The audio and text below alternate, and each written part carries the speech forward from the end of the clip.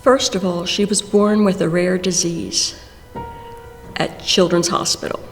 They never saw it before, where there were multiple tumors in her liver. They called around the country. They didn't know how to deal with it. Operation was out of the question. She would never have sustained this. She was only 2 months old. For whatever reason, I prayed. I prayed to the Blessed Mother, who was a mentor for me. And it was in May, and there were graduates from a girls' high school, Catholic girls' high school, at the Civic Center. And I prayed to our mother that we could witness her graduating from school. We witnessed her graduation from high school, and in hindsight, I look back and I realized that Mary answered my prayers. She went on to have a normal life as a child, teenager. She was actually quite an athlete. She went to Virginia Tech on a soccer scholarship, and when she was in her junior year at college, 21 years old, the disease came back. She needed a new liver from a living donor. And my prayer life increased at that time because I thought, who in their right mind would step forward to do this, knowing that their life was at risk? So my prayer was that it would work. And the surgery took about 14 hours. And it worked. And I said, is it okay? She said, fine, Jill's in there now, everything will be fine. But then she started having pain, it was in her back. He examined her and he said, Jill, he said, I hate to tell you, he said, but you have tumors in your spine.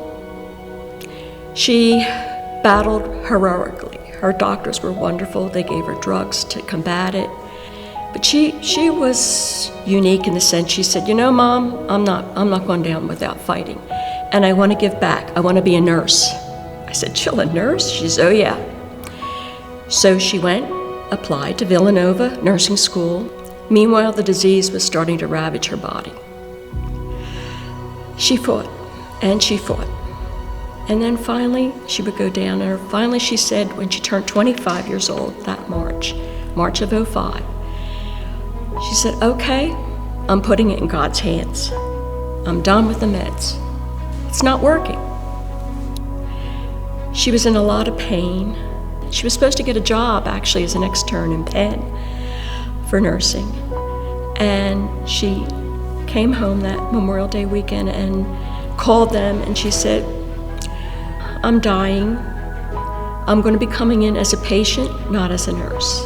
And then the deans came, and they said, Jill, we want to give you your nursing pin, which is given upon graduation, knowing that she would never be there for the actual graduation.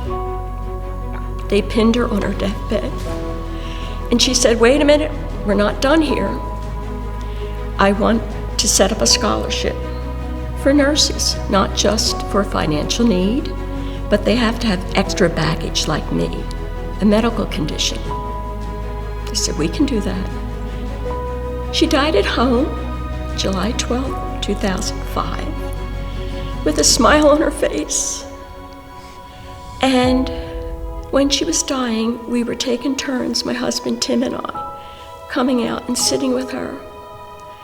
And at one point he was with her, and he came back, and then I had gone out, like maybe 20 minutes later, and she had passed. And I went in to tell him that she was finally at home with Jesus. He said, what time is it? I said, oh, it's 5 a.m. And he said, oh, he said, I was just out there 20 minutes ago. He said, and I can't believe to tell you what happened. I was sitting with her, and she was saying, oh, Daddy. She said, this is wonderful. She said, you gotta leave. She was seeing things, and all of a sudden, she started laughing, ha, ha, ha, ha, ha. He said, Jill, what is it? What is he? She says, oh, Daddy, leave. This is just wonderful. Ha, ha, ha, leave. It's fine, just leave. Laughing out loud. So he said, I didn't know what to do. He said, I left. So I said, oh, Tim, I said, she met your father, who was a funny Irishman whom she never knew. He had died like 8 months to the day from when she was born. Wonderful, beautiful passing. Who can be afraid of death? Not me. I never really thought about sacrifice until my daughter needed a new liver from a living donor. I didn't hesitate to step forward because even though I realized that my life was in jeopardy since there were many cases where the donor died, it was out of unconditional love that motivated me. Never hesitated. And since that time, when I received Jesus in the Eucharist, I'm very much aware of the sacrifice that he made for me. Out of perfect love. It humbles me, sustains me, and I'm forever grateful for the gift of faith.